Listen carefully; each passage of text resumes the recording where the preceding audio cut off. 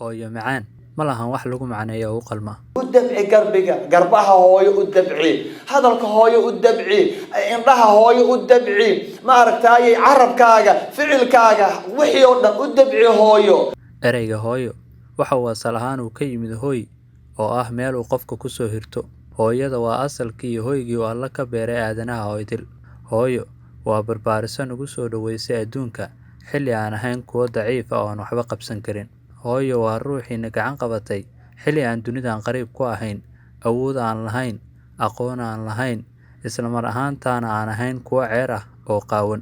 Hooyo xilligaa waa ayna quudisay iyada oo baahan, waxayna na siisay xubin ka mid ah xubnaha jirkeeda ugu muhiimsan oo ah naasaha. Innagoo ka nuugnay caano nolosheena wax weyn u taray, dhabteeda ayaan ku saxaroonay, ufnana maysan oran xitaa hal mar. Waynu oynay iyadoo weliba hurdaysa oo u baahan hurdo, markaasay hurdadii dareeneed iska daysay.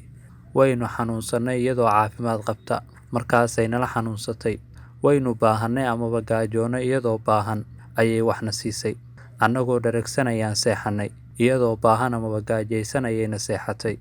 Dusheeda ayay nagu xambaartay iyadoo xanuunsan. Hooyo waa geed weyn oo la harsado, misna aan mirihiisu dhammaan. Waa il lagu oombaxo, misna aanay biyaheedu gurin. Waa cuud aan shidano xilli walba oo aan ka helno caraf iyo udgoon. Hooyo macaan waxay na huwisay jacayl iyo naxariis. Waxa ay xijaab nooga noqotay wax walba oo na soo wajaha. Hooyo waa ruuxa keliya noo huray nafteeda si ay u badbaadiso nafteena. Qof aan hooyo lahayn waa qof aan hooy lahayn oo kale. Hooyo waa madraso wax laga barto, ruuxii ka soo baxana duruusteeda uu uga gudbo aafooyinka noloshiisa soo wajahda. Hooyo waxayna bartay waxa uu yahay jacayl. Sidaa daraaddeed jacaylkii ugu horreeyay aynu ka baranay waa jacaylka aynu iyada u qaadnay, halka jacaylka ugu dambeeyana ee aan qof u qaadno uu yahay midka aynu iyada u hayno. Nolosha quruxdeeda waa hooyo. Hooyo la'aanteedna nolol ma jirto. Wax waliba hooyo ayaa ugu horreysa. Waxaa jirta oraah oranaysa in la noolaado waxaa loo jeclaadaa si aysan hooyo uga ooyin amaba aysan uga murugoon geerideena.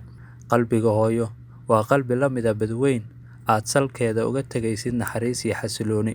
Wax aan laga gaboobayn oo aan marnaba laga duugoobayn waxaa ka jira jacaylka hooyo loo qabo. Nolosha inay jirto misana ay waarto, hooyo macaan ayaa sabab u ah. Wax waliba oo dunida saaran way qiimo dhacaan, wayna duqoobaan, balse qiimaha hooyanimada marna ma duqoobo mana qiimo dhaco.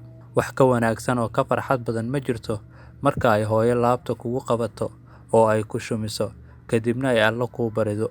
Hooyo waxay naga soo martay dhib badan, xilliyo kala duwan ayay darteena u ooysay, balse xilliyada annagu maanan ogeyn waa ay naga qarsoonaayeen, sida xilligii ay walac ahayd, xilligii ay nafoolanaysay, iyo weliba xilliyo kale oo xanuun badan ayaa hooyo darteena u soo maray.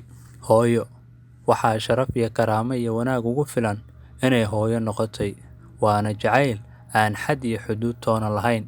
Adduun iyo aakhira haddii aad rabtid inaad barwaaqo iyo farxad ku heshid, u jilicsanow hooyada. Janno haddii aad rabtidna, jannada waxa ay ku jirtaa hooyadaada labadeeda lugood dhexdooda. Janno meel dheer ha ka raadin, ka faa'iidayso fursadda aad haysatid. Ogow waxaa imaan doonta maalin aad u xiisi doonto lugaha hooyada inaad dunkato, haddana aadan heli doonin. Xaqa ay hooyo macaan nagu leedahay ma ahan mid la soo koobi karo, ee waa mid xitaa haddii adoo dhabarka ku sida aad la dawaafaysid xajka uusan kaa dhici doonin. Sidaas ayay xaq u leedahay hooyo, waana waajib inay naga hesho xaqa ay nagu leedahay, waana inaan siinaa mudnaan uu qof aadami ah siiyo aadami kale midka ugu sarreeyay. Allow hooyaday iyo dhammaan hooyooyinka geeriyooday ee aad oofsatay u naxariiso, siday noogu naxariisteen innagoo naxariis u baahan. Hooyooyinka noolna Allow iyagana u kaalmay, cimrigoodana u dheere. Allow hooyaday oo aniga ii ahayd ruuxa keliya aan dunidan ugu jeclahay, u naxariiso siday iigu naxariisatay si ka weyn oo ka qiimo badan. Allow jirkeeda ha taabsiin naarta marnaba.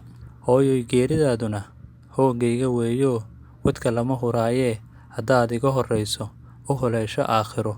Duca aan harayn baan hooyo kuu hibeeyo hanti kaaga dhigayaa. Ilaahay hoggaaga iyo kuu hagaaji aakhiro, hilibkaaga naar iyo holac kaama leefo, halistiya dhibaatada hareer eebba kaa mari. Inta hoyga raaxada hagaag loogu hooyee, ka hirqata naciimada ilaahay ha kaa dhigo hooyo macaan.